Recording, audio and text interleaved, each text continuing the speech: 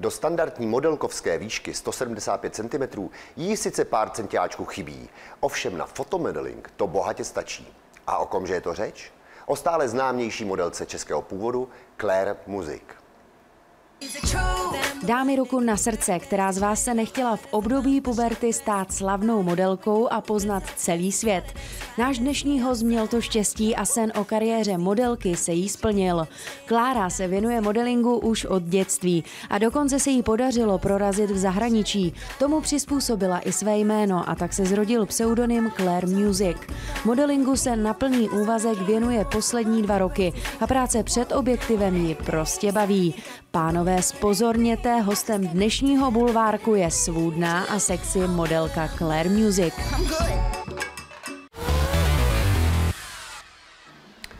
A mým druhým hostem Claire Music. Ahoj. Claire, ty pracuješ hodně venku. Jak dlouho už jsi venku? No, tak já jsem venku asi tak 18 měsíců teďkon. A venku znamená v tvém případě konkrétně? USA. Amerika. Las Vegas, paráda. Las Vegas.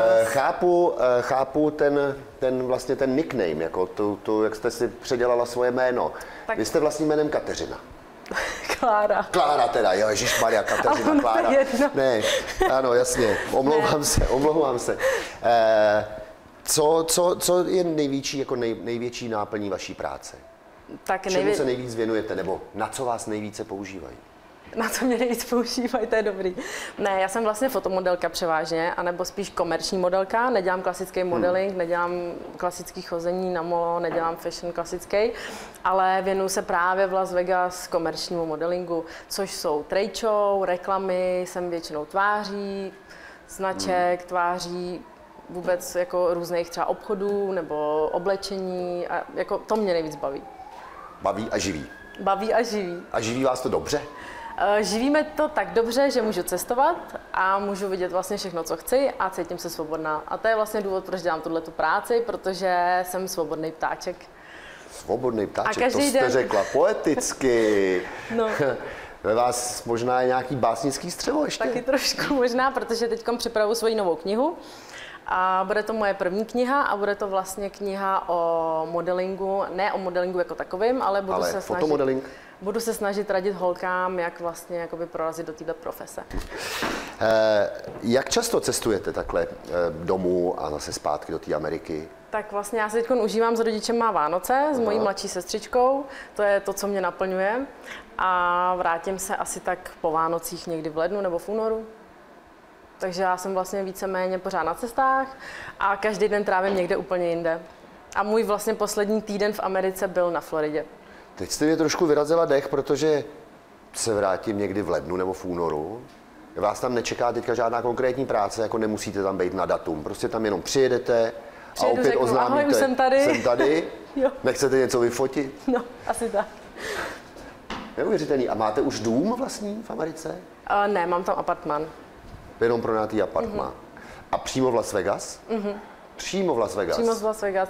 Vlastně Las Vegas je pro mě takový výchozí bod, protože tam je to všechno blízko. Dá se jet do LA, dá se jet vlastně do Kalifornie, dá se jakoby cestovat vlastně po celých státech. A pro mě je to nejjednodušší, protože tam je nejvíc trade show, dělají se tam nejvíc reklamy a dělají se tam nejvíc videoklipy.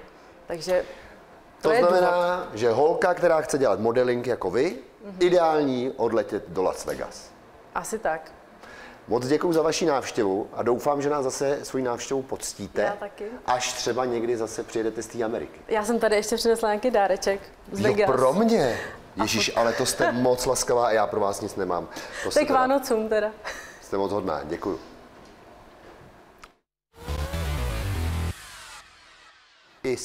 I světové celebrity mají své nepřátele, stejně jako my všichni. Občas si konkurence vjede prostě do vlasů a pak je z toho válka světů. Máme pro vás hned několik ksichtíků, které se nemůžou ani cítit a maximálně se ze slušnosti na veřejnosti formálně pozdraví. Popové princezny Britney Spears a Christina Aguilera zářily už v útlém věku jako televizní moderátorky a byly to nejlepší kámošky. Poté se však vrhly na kariéru zpěvačky. No a v tom to začalo. Úspěšnější může být vždycky jen jedna a holky to nějak neunesly. Začaly se přetahovat o úspěch a ocenění a staly se z nich úhlavní konkurentky. Jen jedinkrát spolu vystoupily na pódiu, a to v rámci provokativního vystoupení společně s Madonnou. To si holky prostě nemohly nechat ujít. Někdy holt rivalita musí stranou. Zpěváci Elton John a George Michael se už pošťuchují taky nějaký ten pátek. Všechno odstartoval Elton, když o Georgeovi prohlásil, že trpí úzkostnými depresemi a má to hlavně kvůli nadměrnému kouření marihuany. George mu to hned oplatil a začal rozhlašovat, že Elton žije a vydělává prachy jen ze svých starých hitů, protože na nové už nemá invenci. Pánové si to ale už vyříkali a jsou v klidu, takže to zase tak žhavé nebylo. Mezi kým to ale rozhodně jiskří je rapper Eminem a zpěvačka Mariah Carey. Ti si už věnovali hned několik názorů, a to ve svých textech. Mezi nimi to skřípe od doby, co známý provokatér prohlásil, že spolu měli románek. Mariah to samozřejmě i hned popřela. Rapper se do ní ještě více obul a už to prostě jelo. Není proto divu, že jsou jejich songy hodně okořeněné, a to na účet obou hvězd. No, dokud mají co říct, bude aspoň rušno.